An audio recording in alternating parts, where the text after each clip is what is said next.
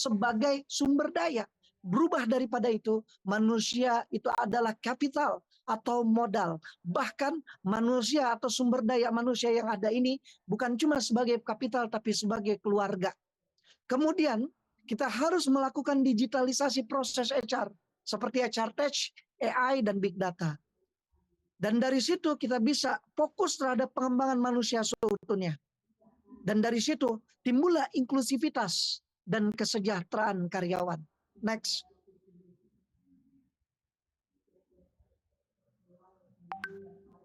Integrasi nilai kurban dalam manajemen SDM, kita bisa ngerekrutmen berbasis nilai. Jadi banyak banget kita lihat di luar sana bahwa rekrutmen hanya kebutuhan perusahaan. Yang betul adalah value based recruitment. Jadi berbasis nilai. Kita bisa, para perusahaan bisa perlu orang, tapi yang terpenting adalah value. Seandainya kita merekrut orang tersebut, maka yang terjadi adalah orang tersebut bisa makan, orang tersebut bisa memberikan rezeki atau nafkah kepada keluarganya, orang tersebut bisa memberikan kesejahteraan bagi masyarakatnya. Nah, itu yang tidak ada sekarang. Karenanya jangan kita kalang kabut ngelihat bahwa di tahun 2022 ke atas terjadi PHK massal. Kenapa? Karena fokus perusahaan adalah cuma satu. Bagaimana perusahaan masih bisa settle dalam kondisi efisiensi sekarang. Nah, sehingga kita bisa membentuk kepemimpinan yang melayani atau several leadership. Dari situ akhirnya timbullah budaya kerja kolaboratif dan rasa empatik yang tinggi. Sehingga ujungnya adalah kesejahteraan dan pemberdayaan karyawan bisa terejawantah. Next.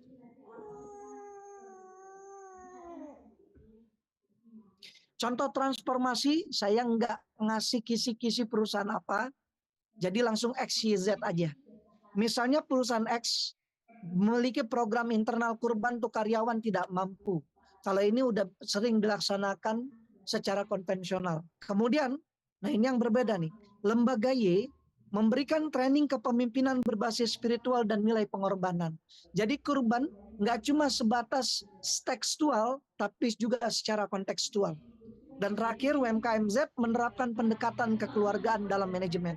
Yang tadi saya sebutkan, karyawan bukan cuma sebatas human resources atau sumber daya, bahkan sebelumnya mesin. Jadi karyawan bukan hanya sebatas mesin, dinaikin lagi menjadi sumber daya, dinaikin lagi menjadi kapital, dinaikin lagi menjadi keluarga. Next. Pertanyaannya buat kita seluruhnya, apa bentuk pengorbanan terbesar dalam dunia kerja menurut Anda? Kalau misalnya kita cuma sebatas 24 jam per hari yang tadi saya sebutkan untuk mendapatkan 200, 300, 1 juta, 10 juta, 100 juta, rugi. Nah, pengorbanan terbesar dalam dunia kerja adalah saat kita bisa memberikan badan kita ini untuk Rasulullah SAW tersenyum. Seperti itu.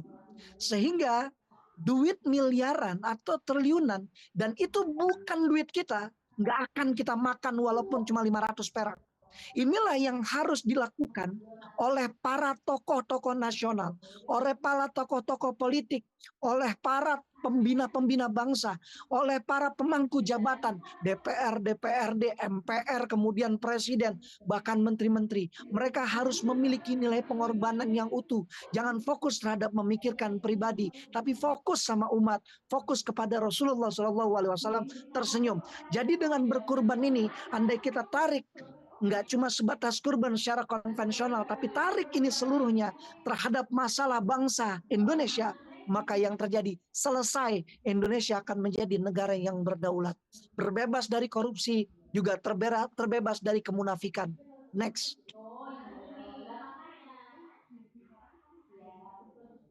Kesimpulannya, nilai kurban relevan membangun SDM yang tangguh dan beretika. Kemudian transformasi SDM harus menyentuh aspek spiritualitas dan sosial.